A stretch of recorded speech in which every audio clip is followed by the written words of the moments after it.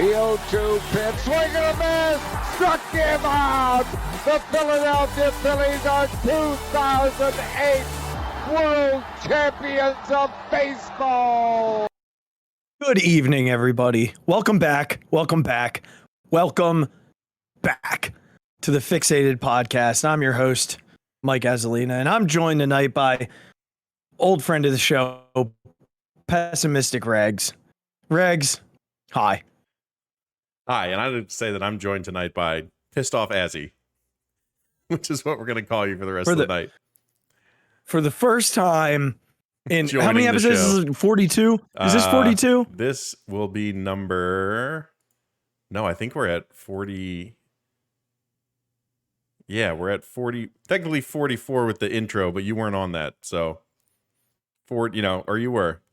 I don't know. This will be number 44. Doesn't matter. We're in the 40s, and this is the first time that people are going to see this side of me. We're not playing tonight. We're not doing the whole, how you doing? Oh, it's good to see you. Oh, I cried in the girls' locker room one time. Oh, yeah, I climbed through a window. Like, this I said to you on Thursday, you know what? It's fine. We're not going to do a show tonight because we'll do it on Sunday after the road trip is over, and we'll have a better feel for where the team is at. Let me tell you where the team is at right now. They're the same place they've been every September for the last 3 freaking seasons, and I'm pissed off. Like, I'm pissed off. This is ridiculous. Was it bad that I got really happy and then sad listening to our intro because of the last Harry Callis call? And I'm just like, man, it's fun to root for a team that you just know is going to win all the time. And now we're back in September with this Phillies team, and I get to watch Kyle Schwarber go 1 for 5. Castellanos hurt himself when he says, I've never had a muscle injury ever. Of course, he has one now. Yeah, of course, comes to Philadelphia and has it again, has something that's never happened to him before. And then we get to watch David Robertson essentially go out and get a bullpen start for us. All you ask for is a 500 road trip. That's it. That's all you and I was fine with a 500 road trip against 2 really bad teams. Yeah. I would have been fine if they lost one of these series and won one of these series. It would have been okay. And if they would have come out of this 2-4 after today, I would have been like, okay, whatever. But 1-5 against a team that's playing better. Arizona's playing better, but that's just it's the new nightmare stadium for the Phillies. I think they're 4-13 since 2019 against them, or 2017, whatever. And Gabe Kapler just continues to haunt them. They're 2-5 against the Giants this season. The Giants had lost 7 consecutive games coming into this weekend. 7 consecutive games. And this road trip, the Phillies pitching absolutely stunk. God, did you see that outside of Bailey Falter? Did you see that tweet that someone had with the last 7 starts, how many innings the starters have gone? Yeah, the outside of Bailey Falter 6 1/3, the most innings that a pitcher went was Noah Syndergaard's 4 1/3. Yeah. It's not what they've done in terms of a recipe for winning baseball since it's been since Girardi was here that they've looked this bad. Yeah. This is pathetic. We're going to look back at that Gene Segura error in the first game against the Diamondbacks as the turning point. Because if he makes that play, it's 7-3. All right, Ranger got a little loose, but we're out of the inning and there's no harm done. What happens in the next batter? What do they have, 4 triples in that series? Ridiculous. Right? The next batter comes up, hits a bases clearing triple. So it's 7-6 now off of 1 bobbled ball. And then they've never recovered. They haven't recovered from that point. No, and here's the thing. I've tried to kind of explain this away a little bit to myself. How I always try and talk us into things, and I try and, find a way to feel positive about the team and it's okay. They're there, Azzy. I try and do that. as often as I can. And I did that a little bit, like going into today's game. Yeah. I said to myself, look, they went right from a homestand across the country, West Coast swing, 6 games without a day off. Well, they had the day off on Thursday. What I mean is they did not have a day off for travel, which is very unusual. They played on Monday, played on Tuesday, played on Wednesday, and then we're off Thursday, and then had the weekend series. So I tried to like throw away that Diamondback series too. They haven't had a day off and they had travel. So maybe this day off on Thursday, they'll bounce back and steal a couple of games from the Giants. And no, they certainly didn't. Doors blown off in game 1 and then back and forth yesterday, but couldn't, get the job. The amount of times that they had runners on third base with nobody out in this series and could not cash in it's baffling to me. It's absolutely baffling that they could not cash in those opportunities the way they have been. And I don't know if it's just, again, Regz, like I'm trying to comprehend what happened this weekend. West Coast swings are really hard no matter when you have them. Like they're very difficult to go play on the West Coast at any point. And the same way it is for West Coast teams to come east. It's hard. So and in September it's even more challenging because you've played baseball now for 5 months and you're hitting this point in the season where you're tired. It's a grind. You're grinding just to get out there every day in the West. But like the simple idea of a runner on third base and nobody out. I don't know how many times it happened in this series. I feel like every time I looked, we had runners on base and could not cash in. The offense was a problem. The starting pitching was a problem. And yeah, the bullpen didn't get the job done when it needed to, but they're still, and the injuries, it's never ending right now. The Castellanos injury, Ranger he's obviously not right. Like something is wrong. And Wheeler getting pushed back again is concerning. Like we were told this isn't a big deal. Well, then why isn't he pitching this week? I don't know, man. It feels like the wheels are coming off. It does. It does. So I think I tried to do that sort of pat myself on the back thing too after they blew out Arizona in the last game of the series. I'm like, okay, maybe they got it out of their system. They kind of shook the cobwebs out. Now they can at least go to San Francisco with a good taste in their mouth. And nope. Like Gibson just comes out and throws an absolute stinker. From the first pitch, that guy looked like he hadn't seen what a strike zone looked like in like 8 years. And to Kyle Gibson's credit, he's been pitching well for us. So I guess this was bound to happen, right? He's not the stud of all studs. So this stuff probably should be happening more often for Kyle Gibson than it has been. So maybe just by the law of averages, we should have sort of expected this. But it was such a kick to the midsection after you come off kind of getting everything a little lower back. than that, Regz. Yeah, I know. A little lower than that. It was. I tried to sugarcoat it. But it was it was just so bad coming off that blowout. Cuz you could have maybe just thought, okay, they got to Arizona, they had to shake off the jet lag and the cobwebs, and they don't play that team well anyway. Fine. It's okay. The offense turned it around. Everybody hit, so it wasn't just 3 guys who shook it off. Everyone was hitting. All right, we can go into San Francisco. We can have a positive attitude. And then Kyle didn't even give us an inning. He didn't even give us an inning to try and turn it around. It was a half an inning, and he's thrown 60 some pitches, and there's like 1 out and runners on second and third. And then at that point, it was just, that was it. You knew the series was over when that happened. You knew Syndergaard isn't going to come out and do anything crazy. He hasn't been doing anything great.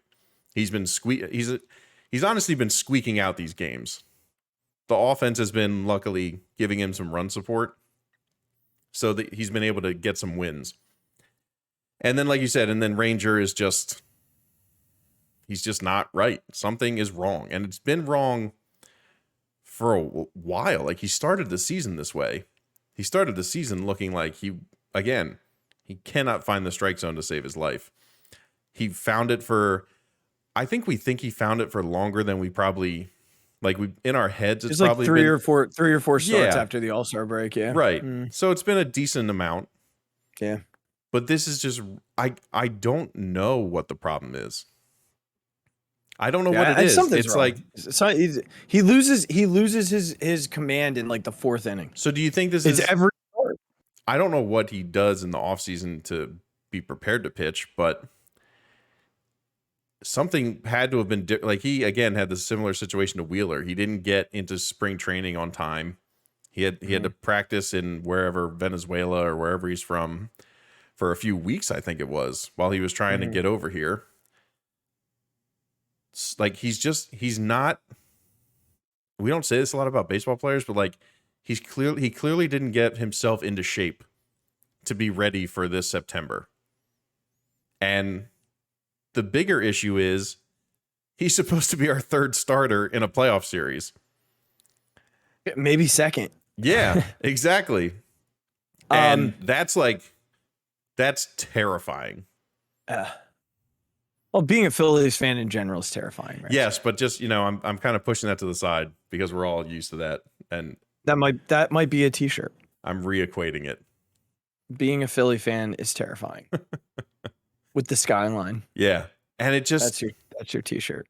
And it just, I mean, the game the other day, Schwarber leads off with a triple and your 2, 3, 4 hitters come up. I mean, I think Bryce walked, right?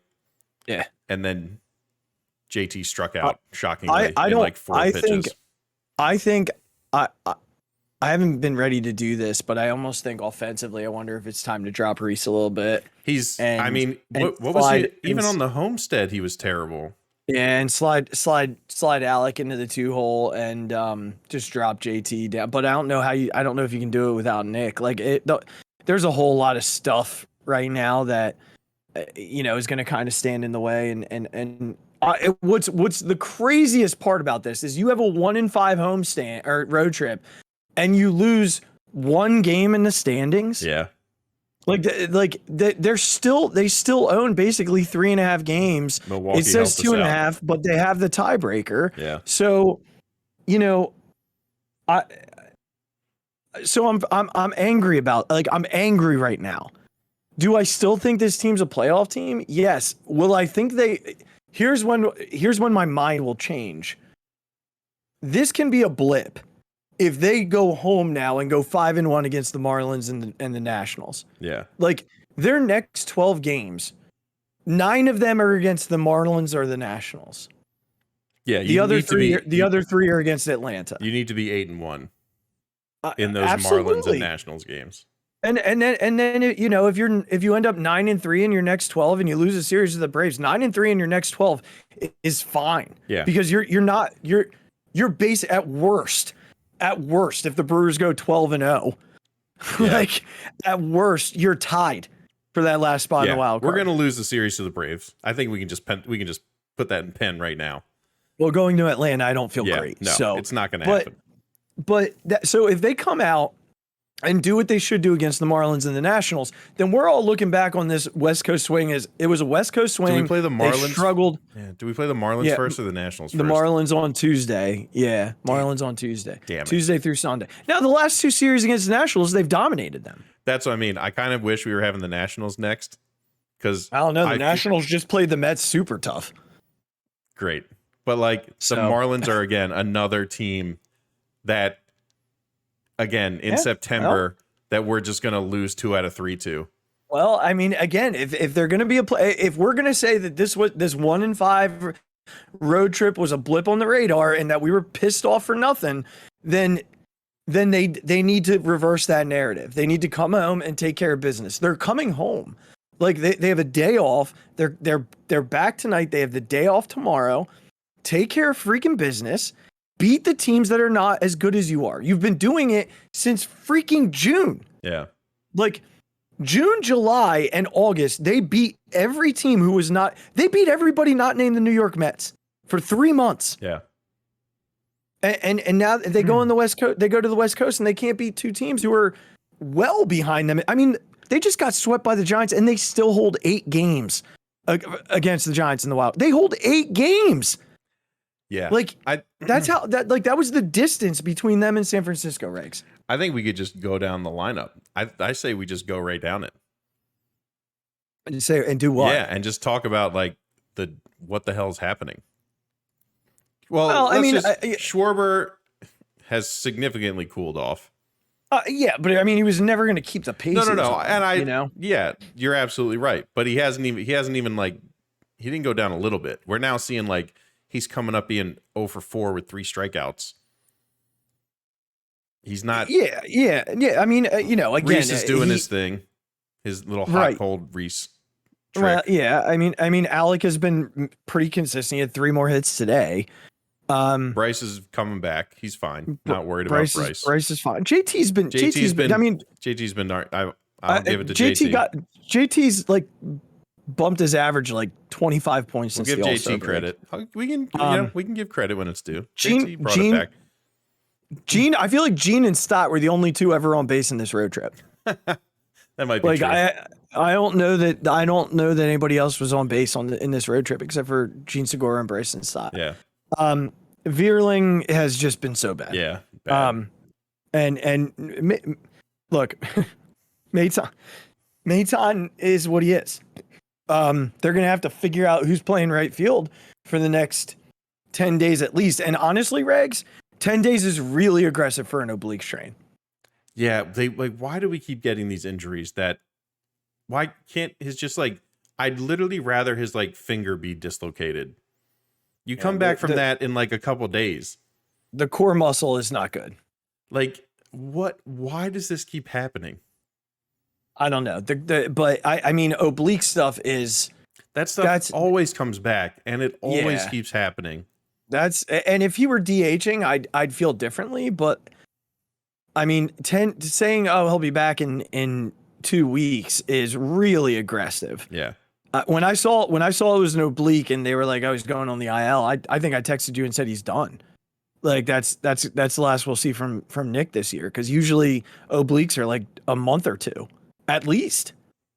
Maybe it's not as bad as they're just trying to stave off a little bit of time, and truly I think we might see that happen with Ranger. I think Eflin's throwing to hitters tomorrow, and then he's going to be in minor league ball for a start or 2, and they might give him the reins and let him pitch and see if he can give them some starts heading down the stretch, because honestly, if he can, I feel a lot better about a Wheeler, Nola, Eflin 1, 2, 3 in the postseason, if I'm being completely honest with you.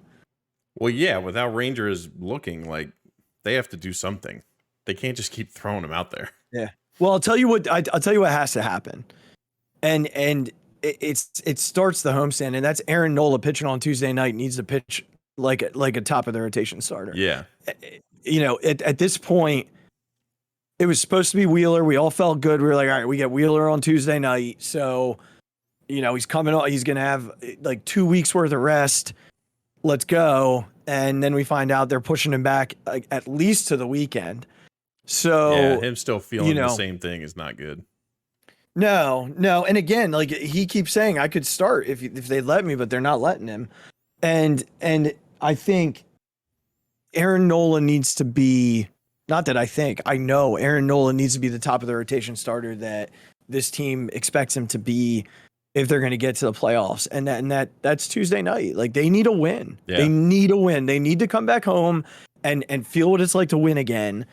And if they can't do that, if they're going to go ahead and just cough these games up, then I think we're looking at what we've looked at the last 3 Septembers. But I'm angry tonight because I felt like 3-3 was very fair and doable in terms of an expectation going on the road this weekend. And they didn't meet that, or this week, I should say, and they didn't meet that. But that being said, they're not in much worse shape than they were heading out west. And, if they come back and go 5-1 on this homestand, then we're sitting here. They're probably back to 4 or 5 games up on that last spot. And we're fine. We're sitting here and we're having a very different conversation. But this road trip does not give us confidence that they're going to do that. And I think that's why we're so angry tonight, because we've been in this place before. And while I think in the back of our heads, we know this team can flip the switch and come out and just dominate the next 6 games. The team I just watched the last 6 games isn't coming home and just flipping a switch. No, they're just not. No. So now I will say this. I've said it on the show. I've said it to many people off of the air. I don't want to sleep on them because they've turned the corner so many times this year. This is just a little bit longer than what we've experienced since Topper took over. But they've not had this kind of a stretch since he took over. So I don't want to sleep on them, and I don't want to say they're done because I don't believe they are. I will believe they are if they go worse than 4-2 on this homestand. Yeah, and I think that but the reason we're also like this is because this is how we should feel about our baseball team.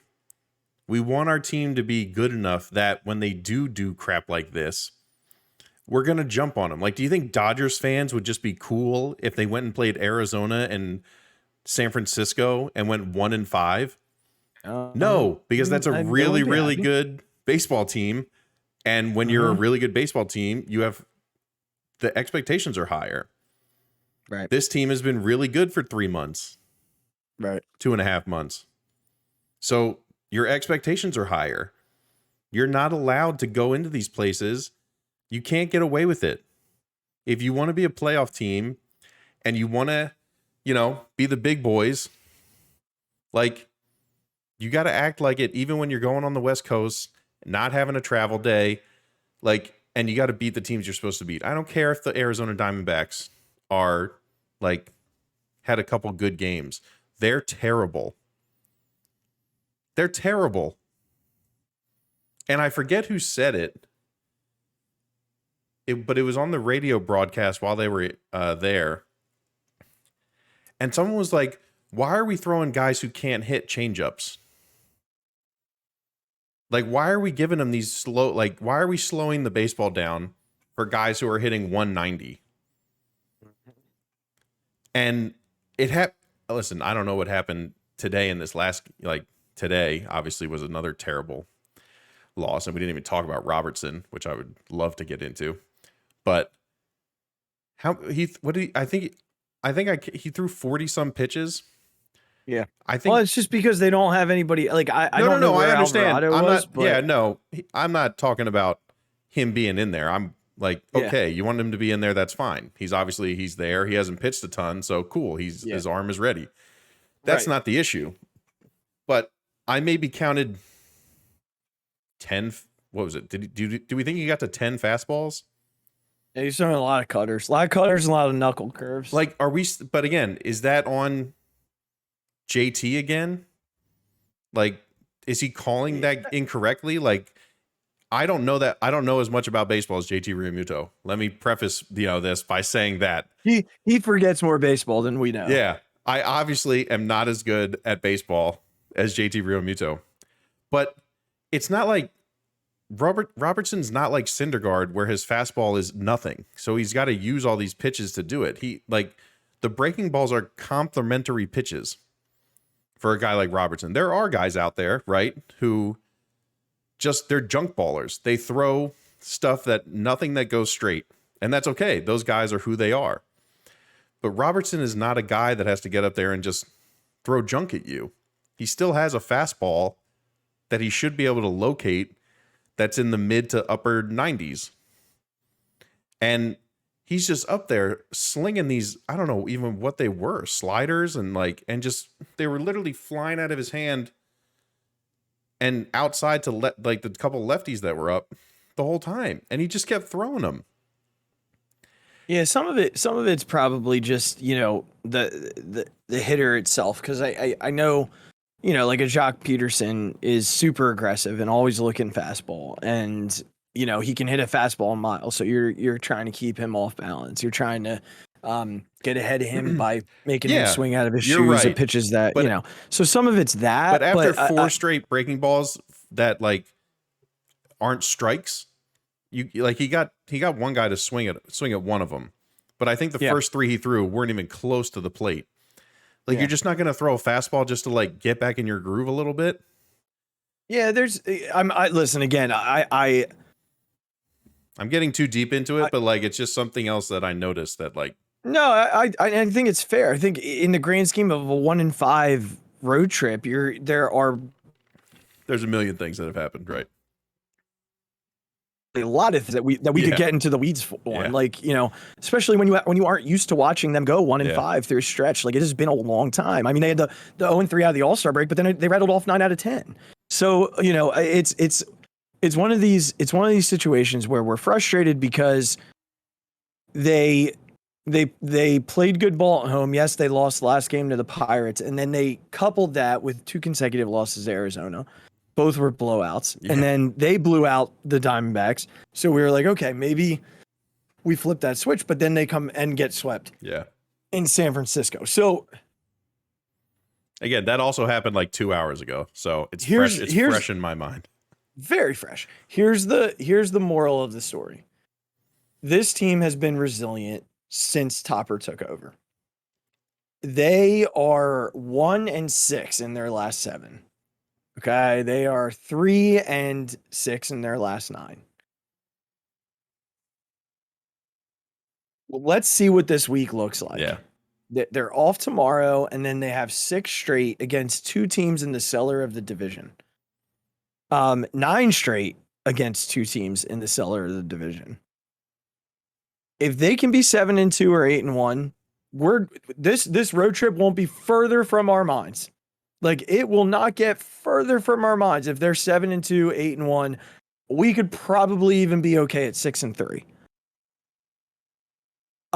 If they're worse than that, we have a legitimate concern. But again, for the Phillies to really lose ground, the Brewers are gonna have to play a lot better than they just did the last week, because they had a chance to overtake the Phillies this week and really crapped the bed. So, you know, the Phillies might end up backing into this. It might be the ugliest playoff clinch that you'll see, but all that matters is finding a way into the tournament. That's really all that matters. Yeah. So, I don't know. What a rough week of baseball, though. Ugh. I mean, it's almost hard to be excited about like what's coming next weekend, because we were so set on we're going to get playoff baseball and football at the same time, and now it's like, oh man, I was feeling such positivity about the baseball team. Now I got to worry about, you know, the baseball team plus the football team and the high expectations that surround the football team, because there are very high expectations in Philadelphia right now. Yeah, this I think the other problem is that it's happening in September. If this had happened 3 weeks ago, we have a different attitude about this. For sure. Every Phillies fan who has watched this team for the past several years is just thinking, not again. Yep. We can't have all these guys go down to injury and then crap away a September. Yep. And miss a playoff spot by 1.5 games. Yeah. It can't happen again. Like, everyone's thinking, not with this team. Mm-hmm. This can't be how this team starts. You went out, you signed Schwarber, you signed Castellanos, you got the bullpen back to a place where we don't have to be like closing our eyes every time we get to the 7th, 8th, and 9th innings. The young kids are like here, they're hitting, they're playing well. We got like Didi's gone, Odubel is gone, Familia is gone. Like, we've gotten this team to a place that everyone can be excited about it, and we can't start this team's run together for the next 5 years with Schwarber and Castellanos. I know it's 4 for Schwarber, but again, with Schwarber and Castellanos being here, like, this can't be how it starts. Having a September like this can't be how it starts.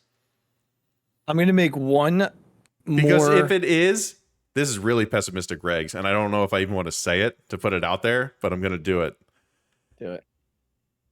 Because if this is how it is, we've wasted 10 years of Bryce Harper. We've wasted it.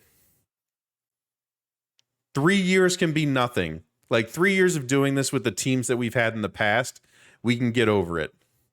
Again, we wasted Bryce Harper in those years. We know that.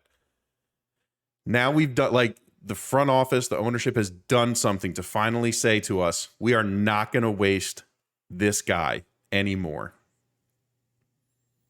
And if this is what happens in this September, we've wasted him. I'm done with it. It's gone. Well, I'll tell you this: 2 things, and then we're going to jump over to the Birds.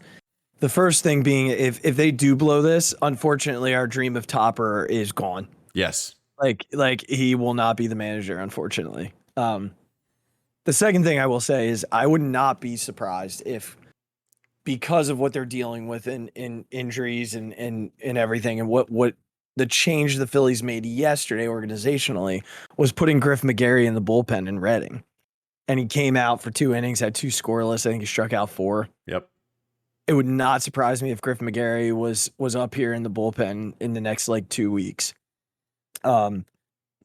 Because they're going to want another arm to pump out, especially if they get to the playoffs and decide that, they're going to have some sort of bullpen game around Ranger and let Ranger go 3 and then, bring in a kid like McGarry for 3. So I just keep an eye out for that name. I don't know who would go. I guess, one of the guys that just came up, they used a guy that they just brought up. They used him today, and I could see him being the potential sacrificial lamb if it gets to that point. Natali. So we'll see. But let's see what happens here in the next 6 games, and it starts with Aaron Nola trying to get them off on the right track on Tuesday night. But I feel like it might be time to kind of go from pessimistic and angry to joyful and hopeful and optimistic. I'll see if I can turn it around as we talk about the Eagles. So I'm going to put on my happy face because the football season starts a week from today. At this time next week, the Eagles will have already finished their first game in Detroit. So I know I'm excited. I know how I feel about this team. I am very high on everything Eagles right now. And I'll start here. This week they acquired Chauncey Gardner-Johnson, who is super athletic and versatile defensive back who will play a lot of safety for them. And he reminds me of not size-wise, but skill and versatility-wise of a Malcolm Jenkins who can play the slot. He won't end up on tight ends like Malcolm did.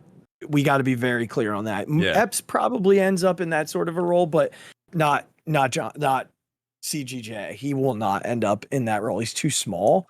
But if you get him in the slot on some of the receivers in this division, he's athletic enough. And let me tell you, this dude talks a ton of trash. Do you remember a few years back, the Saints game where there was that fight where the dude from oh gosh, I forget who they were playing. He slapped him in the helmet and then he slapped him again, and CGGA just stood there what are you doing? I don't remember that. Oh my gosh, it's all over the internet. I'll have to find it. I can't remember what team it was. It's going to drive me crazy now.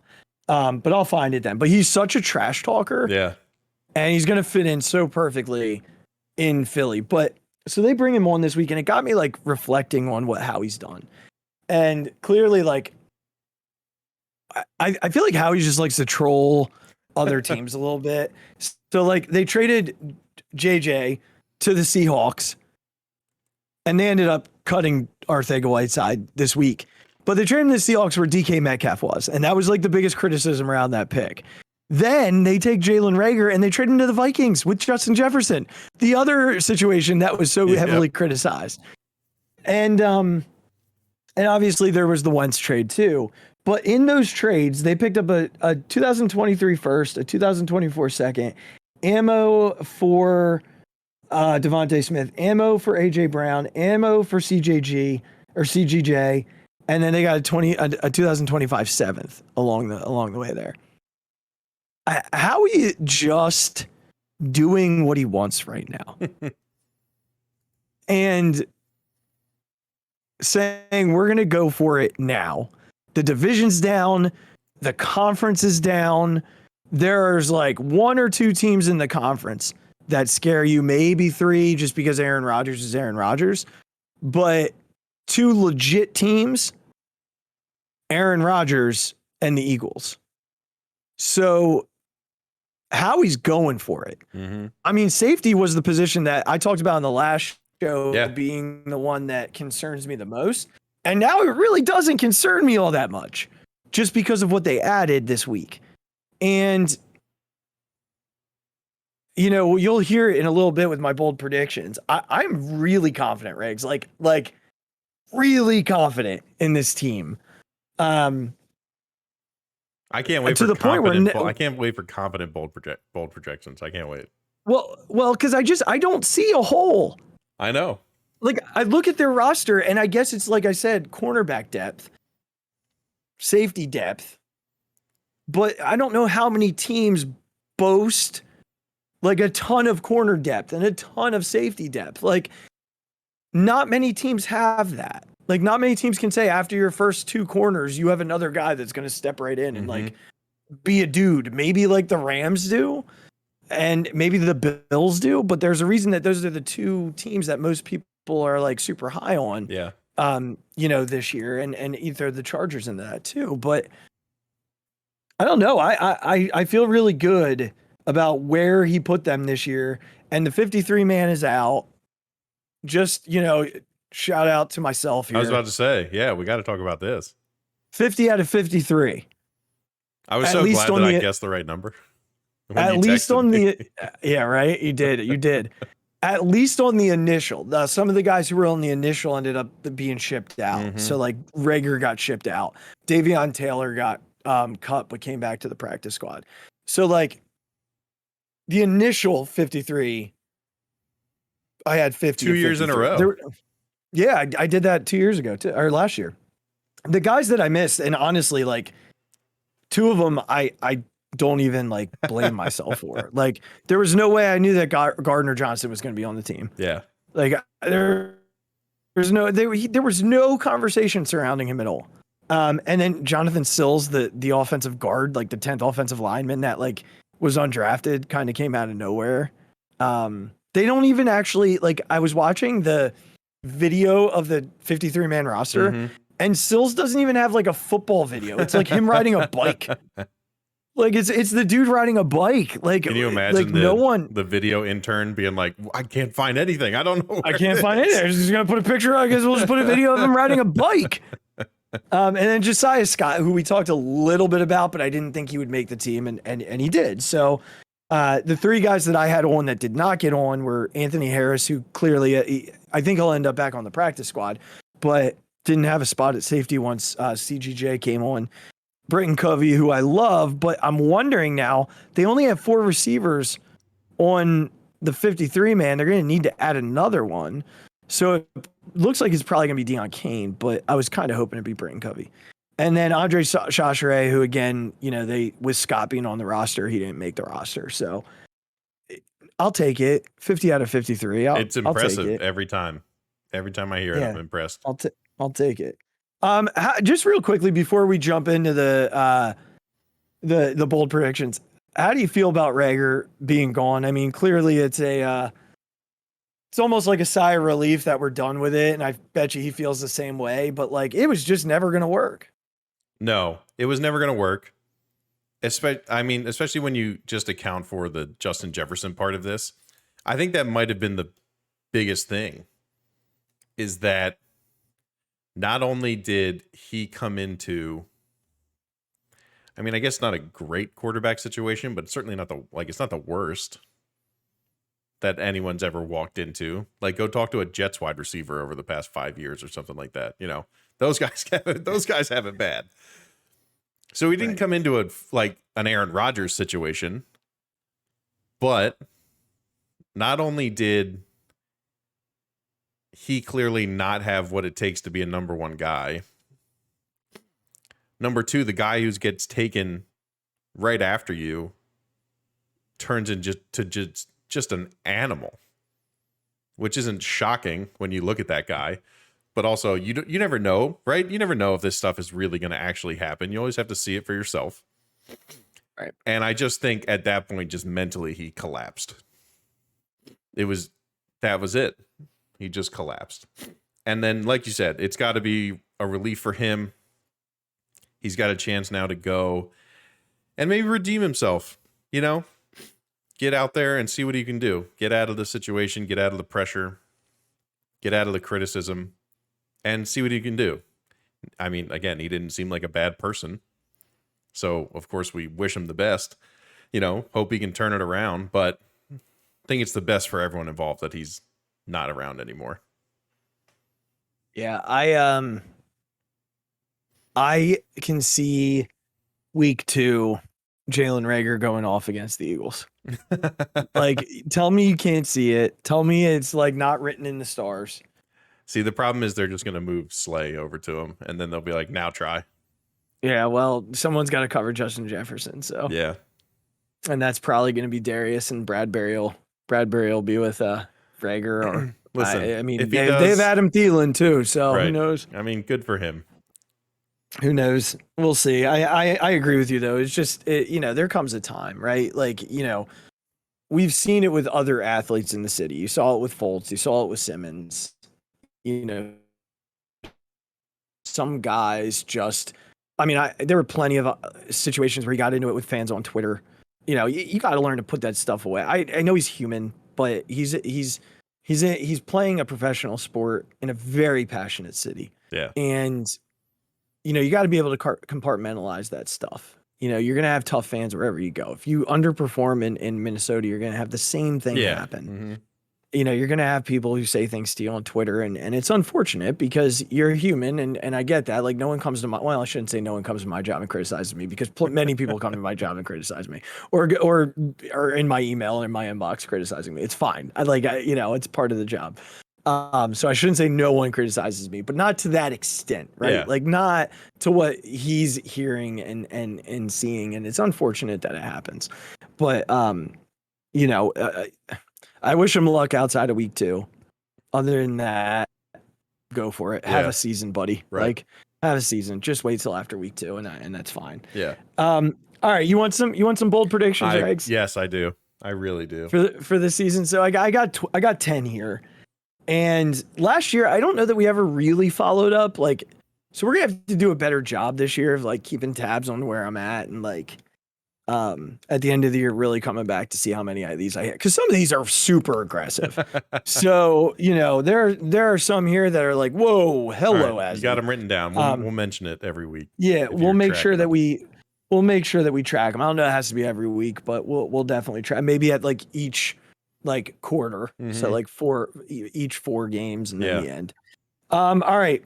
So I did one of my goofy ones first. I only have one goofy one this year. Last year I had like 2 or 3. And this one is that Nick Sirianni will have some sort of ridiculous metaphor before week 5. So we will hear a Nick Sirianni flour, pizza, some sort of stupid metaphor that we all make fun of by week 5. Okay. That is number 1. That is the first one I've written down. All right. Here's number 2. I did not feel this way last week. This is how much I believe in the most recent trade impacting the defense at such a level. The Eagles will be 6-0 in the NFC East this season. They will not lose a game to an NFC East rival this season. Okay. And that's a good one. Now, I initially had him at 4-2. Yeah. I had him losing a game to the Giants. I had him losing a game to the Cowboys. With Tyrone Smith being out for the year now in Dallas, and they're bringing Jason Peters. I heard that, yeah. Hassan Reddick is going to eat Jason Peters for lunch, like, and dinner if it's a night game. He's just going to eat him alive. Like, Jason Peters can't play anymore. Yeah. He's 40 years old. He couldn't play when he was 38. Yeah. The Cowboys are in shambles. They're in absolute shambles right now. It's pathetic. Daniel Jones is still the quarterback of the New York Giants. Yeah, I don't know how it happened, but he is. he is. Truly the only team that could beat them in the division is the Commanders. And I just think Carson Wentz is going to be in his own head both of those games, especially the one in Philadelphia. He has like, what is he proven that he wouldn't be? He's going to be in his own head. And if he throws an interception, which he's absolutely going to do, Yeah. or try and make a ridiculous play that ends up in a big turnover, you're going to see the chin strap snap on both sides, the angry face on the sideline, and it's just going to be in his head. Yeah. Regz, I just truly think they're going to be 6-0 in their division this year. I don't see a loss in the division. I love it. Okay. So that's bold prediction number one. And we have our first look at that in week 3 against Washington on the road. All right. They're going to have the number 1 rushing defense in the NFL this year. The number 1 rushing defense in the NFL this year. Regz, we always felt good about their rush defense when they just had 4 dudes standing at the offensive line, right? Like just when it was Brandon Graham, Fletcher Cox, Javon Hargrave, and Sweat or Barnett, like we were fine. That was before they had actual linebackers to boot. Now they have an actual linebacking core. Like they have Kaiser White. They still have TJ Edwards. They have Nakobe Dean. Like Hassan Reddick. Like these guys exist in Midnight Green. So and not to mention Jordan Davis, who's just a house, who's going to eat up two run blockers and allow the linebacker to get to the first level. So again, someone's got to have the best rushing defense in football. Very true. That's very true. Someone has to have the best rushing defense in football. And when I look at the Eagles roster, their front 7 screams potential to be the best rush defense in the NFL.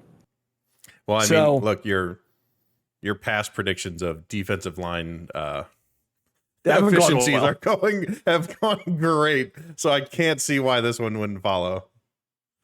They haven't gone well. They have not gone well. They have not gone well.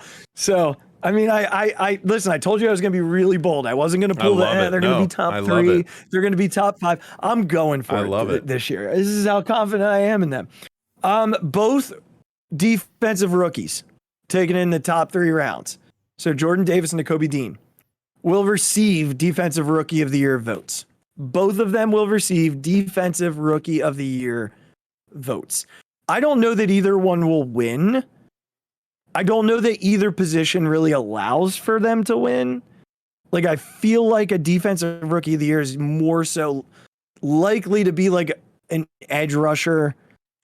I mean, Jordan Davis isn't going to get a ton of sacks. Yeah, no, you know? it would have to be Dean at middle linebacker. People love when middle linebackers go crazy. Right. What's his face from Carolina, right? Was probably the last one to really do that. I think who you're talking about Luke Kuechly? Yeah. Okay.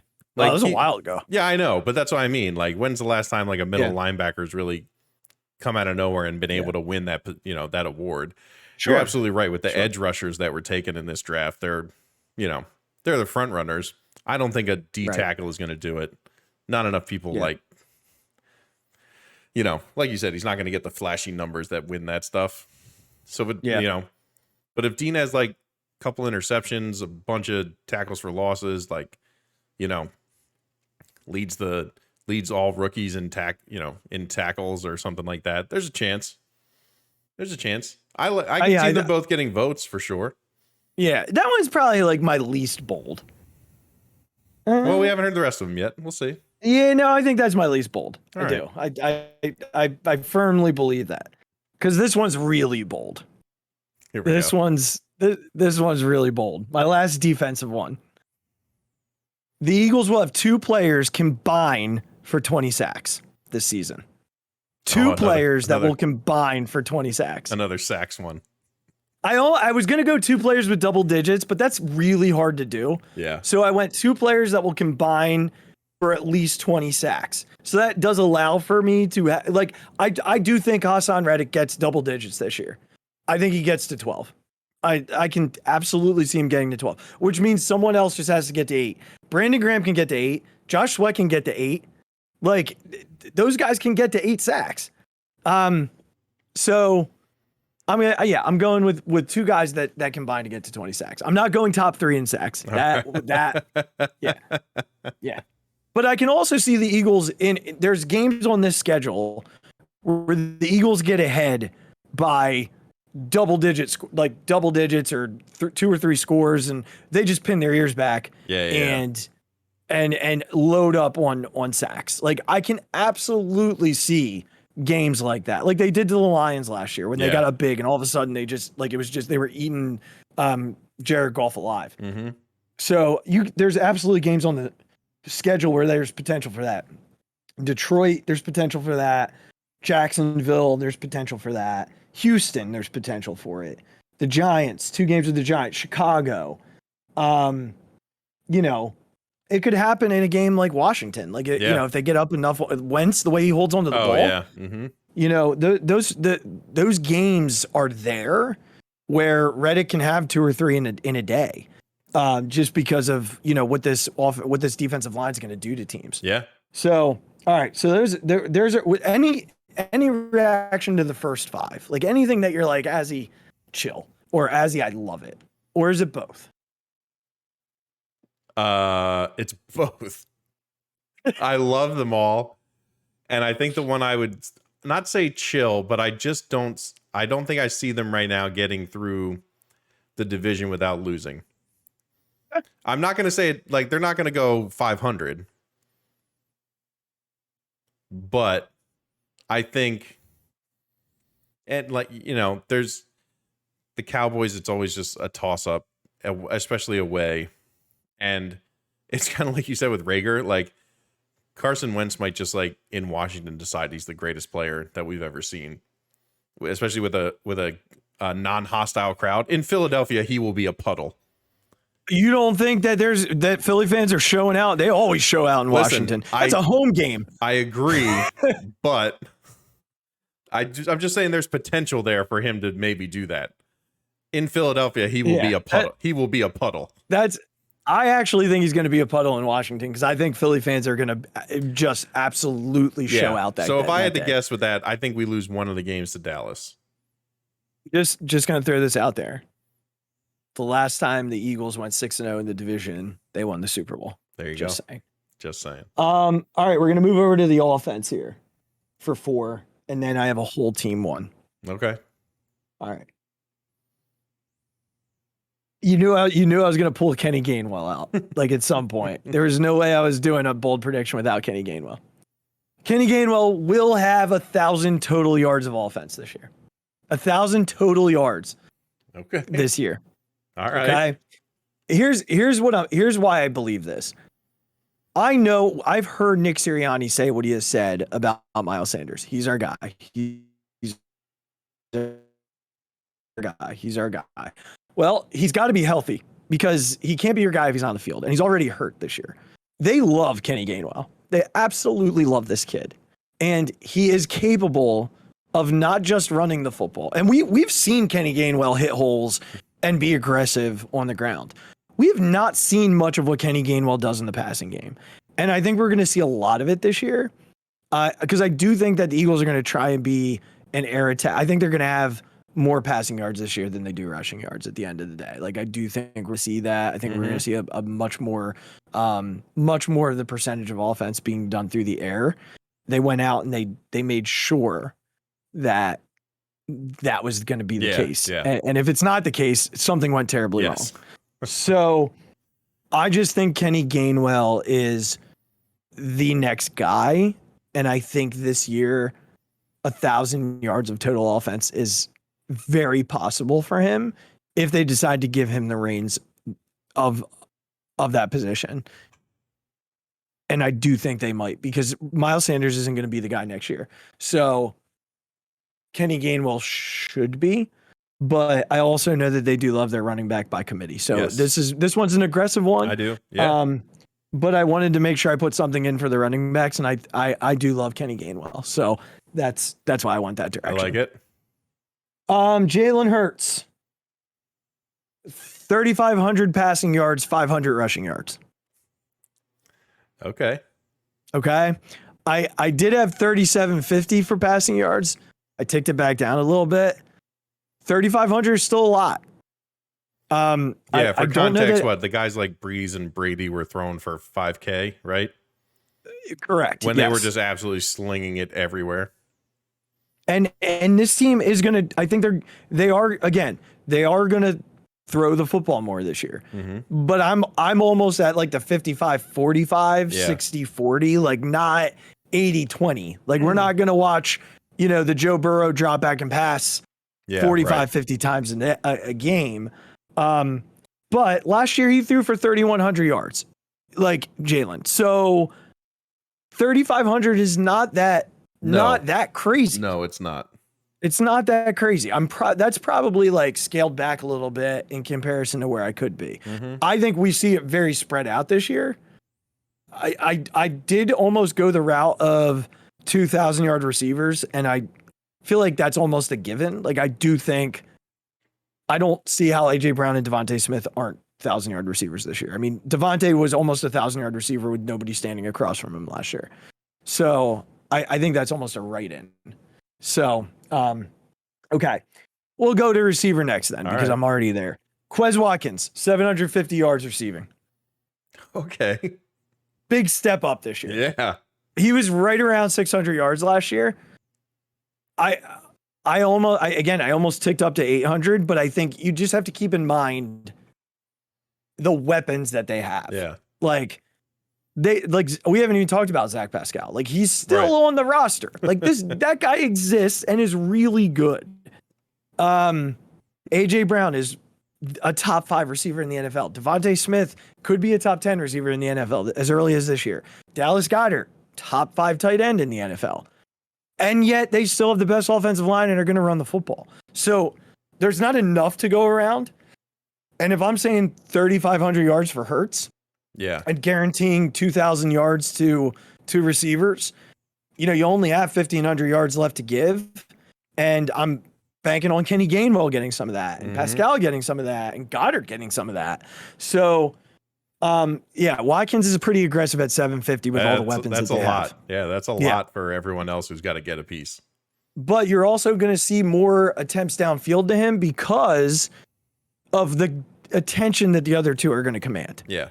So when Watkins is on the field, it's likely that he's going to see balls 20 to 30 yards down the field. Yeah, he's going to have the third or fourth best D-back on him.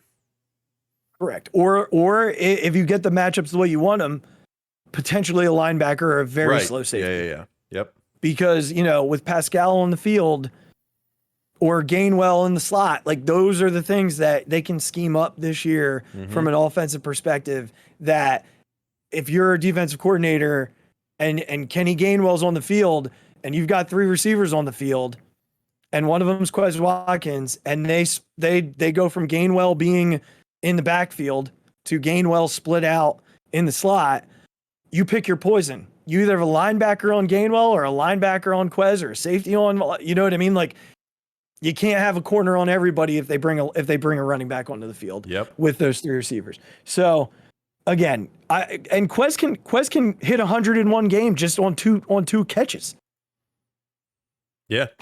Like, in 17 games, Quez Watkins could easily get to 750 by catching the ball 2 times a game. because of the home run threat that he brings. All right, this would be insane if it happens. All right. Like, I know how insane this one is. The Eagles will have 3 Pro Bowlers just on the offensive line. Okay. I know how insane it sounds when I say it out loud. Like I hear it, but you're almost at some point Lane Johnson has to be a Pro Bowler. Like, what are we doing? Jason Kelce, I feel like every year is a Pro Bowler.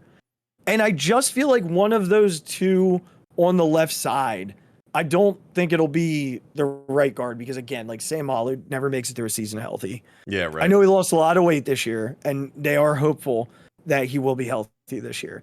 And again, if he goes down, then Driscoll goes in, but Driscoll's not a Pro Bowl type of player. He's a very solid piece, depth piece, but he's not a Pro Bowl type player. If Sam Malu's healthy, he could very well be a Pro Bowler. He's that good, but he's never healthy for a full season. Yeah. So Landon Dickerson or Jordan Mailata are the other two.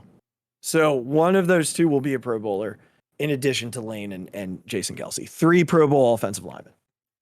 All right. Before I do the last one, after hearing those 9, and you discount the Sirianni one. So after hearing those 8, the one that you're most on board with and the one that you are like least on board with. I am most. I know they're that aggressive. It's hard to find one that you're most on board with. I am most on board with the 2 guys getting to 20 sacks. Okay. And I'm least on board with, I mean, we already talked about the one, so I can pick another one. You can pick another one. I'm least on board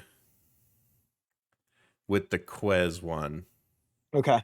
Which one are you most least on board with? Are you most least on board with the sweeping the East? I'm most least Quez on one? board with sweeping the East. Okay. It's fair. Yeah, if I have to really think about it. It's fair. All right.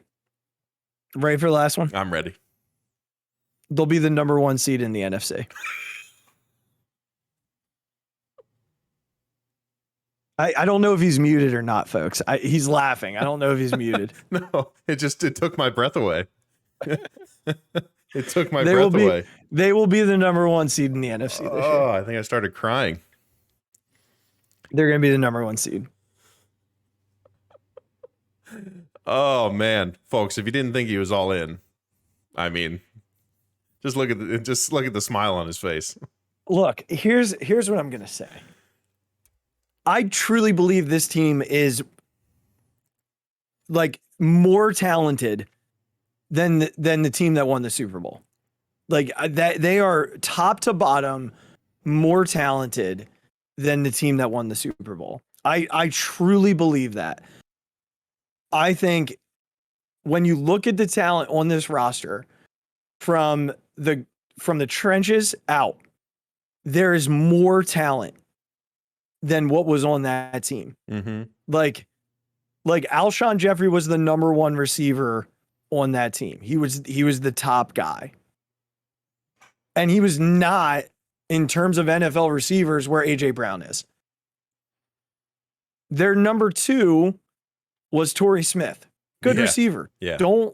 Please do not get me wrong. Torrey Smith had a really long career and was a really good receiver. Devontae Smith is worlds better as an all-around wide receiver.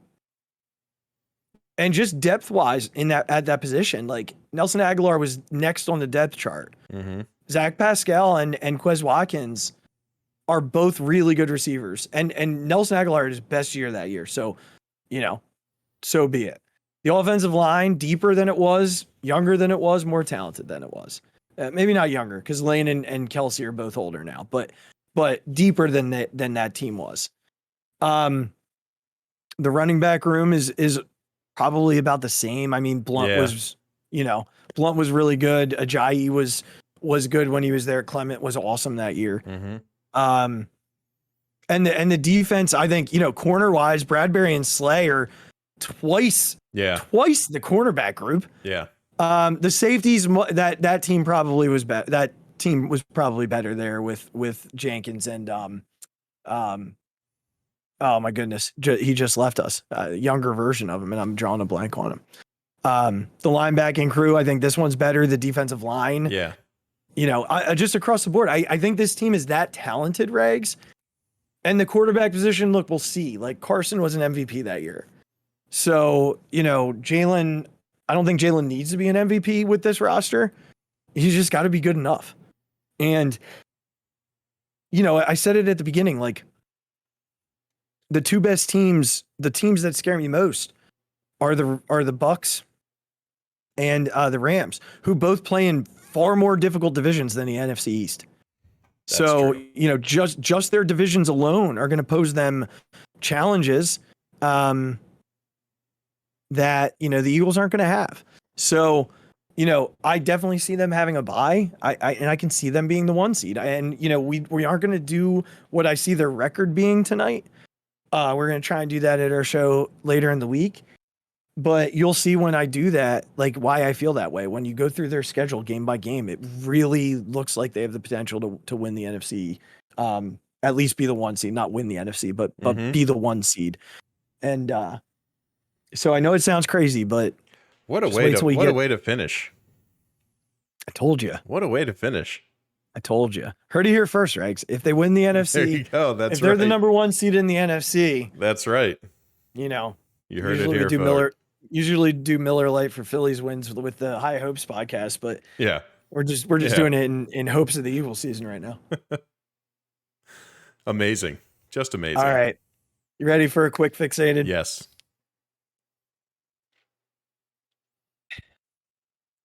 All right. So here's what I'm going to preface this with. I know that if this were the Phillies, I'd love it. So I need to say that up front. But goodness, do I hate the Edwin Diaz trumpet entrance with every fiber of my being. Like, Regz, it is everywhere. Like, you cannot escape this stupid entrance from the bullpen. And honestly, like, it's not that cool. Like, I'd much rather the Mariano Rivera enter Sandman every time over this trumpet song. And then they bring the guy live. Did you see that? They brought the guy live to do it. They brought him to the stadium, and he played it live. So yes, I did, and I thought it was freaking awesome. Oh, dude, I hate it. Like, I hate it. I don't think it's that great. And then it's on like social media, it's everywhere. Like, it's him, but then it's like, oh, when I have to go teach PE class, and it's like a PE teacher running through his doors or her doors and the song's playing, or like, when I have to pick up my kid from school and it's them getting in their car and driving to the pickup line. Like, it's not that cool. It's really not. Like, I don't think it's that great. I think I personally think it's lame, and I feel like a closer. First of all, I hate closer position, and I hate the save, so like it makes it even worse that that's what it is. But again, like, it's just become this being, its own being that is too big to stop now. And the only way it's going to stop is when like the Mets lose because he blows a bunch of saves in the playoffs, which it would make my life if I get to watch that guy run into the stupid trumpets and then he blows a save that knocks them out of the playoffs. And then I never have to hear it again because they'll never do it again. Again, this was a guy that they were all like wanting to ship out of town like 12 months ago. And now they all dance and pretend to play the trumpets when this guy comes in from the bullpen. It is aggressively annoying. And if I could ban one thing from baseball, well, no, it wouldn't be the top. The wave would be the number one thing. But this would easily be right there with the wave. Get it out of my face. It's not enjoyable. It gets in my head and it annoys me. And if you were a Philly, I'd love it. That's the rant. I preface myself by saying the one with the guy live like was awesome by saying nothing would please me more than for him to come into every playoff game that they have at home and blow the save. Less and less people stand up and fake playing a trumpet every time. Yeah, for sure. And it just, it goes from its absolute apex at the end of the regular season and just like gets absolutely blown out of the air by the time the playoffs are done. I mean, I'm fine with it. I'm fine with it. That's And my again, that's my bold prediction for the trumpet. I just want to be really clear in saying that if it were a Philly, I'd love it. But and again, it's not even the fact that it's a Met, because I think I'd hate it for every one of the 29 teams. Mm-hmm. I really just think I don't like it. There's something about it that bothers me, and I think it's because 12 months ago, this guy, like, fans hated him. They hated him. They hated him. Right. And it's also because all of a sudden, like, the Mets are having the best season they've had in how long? Yeah, they're melting down too, though. They're going to blow the division too. But that's what I mean. And they blew it last year. Yeah. And like all of a sudden everyone's all hyped for them because, you know, they played well for most of the season. So hey, I'll say this much. We just had a 1-5 road trip. We're on the verge of a breakdown. We've been very clear that the Mets have been better than us. At least we're not one of the New York team fan bases right now. Because those two fan bases, the one's blown a 10-game lead. The other one has blown like a 16-game lead in the matter of like 2 months. Yeah. The Braves are one back now. Yeah, and the Rays after today, I think, are like 3 or 4 back. Yep. With plenty of baseball to go. So I don't know, man. I'm just saying, like, we can be angry, but we are not in that place. No, we're not. We are not in that place. So, yeah, so I guess I'm just fixated on being a little annoyed by this trumpet thing. I agree with you. It's everywhere, and that's an annoying part about it. I mean, yeah, seriously. Like, Andrea scrolls through TikTok all night. If I have to see MLB tweet about it one more time, every time that dude comes in, it's like, all right, the thing where the guy actually showed up and did it, that's all right. That's cool because he doesn't do that every night. Fine. Yeah, but like every time he comes in, they put it on Twitter, and it's like, I've muted it on Twitter. Can you guys like dust your knees off over there at MLB social media? Like, I've muted it. Take it easy. I refuse to see it now. Yeah, I won't watch it anymore. Yeah. I think it's ridiculous. Yeah. Like, again, if I have to deal with the closer position, I'm cool with like them having an entrance. I loved Mariano Rivera's entrance. Yeah. Loved it. Like, truly loved it. I love Brad Lidge's entrance. Like, Mitch Williams had a great entrance. Like, it's a thing, and I think it's meant for that position. Yeah. But I've never seen one hyped to this extent. Oh no, it's almost like to the point of like a weird obsession around something that doesn't need to be obsessed over. Like, that's what I mean. I think a Met fan is like an intern in the social media department. Like, it was catchy like the first time I heard it, and then it's like, we're overdoing this thing. Like, it's also just the rest of the song is terrible. Yes. After the trumpet part is the coolest part of that whole thing. I mean, the buildup is okay, and then the trumpet hits, and the first time you hear it, you're like, oh, cool. But then if I have to see, like, you know, little Johnny getting ready to go to his bus in the morning, and like, you know, they're playing that with him putting his book bag on and like walking to his bus and like, you know, getting on and high-fiving his bus driver. I'm like, what are we doing here? Like, this is all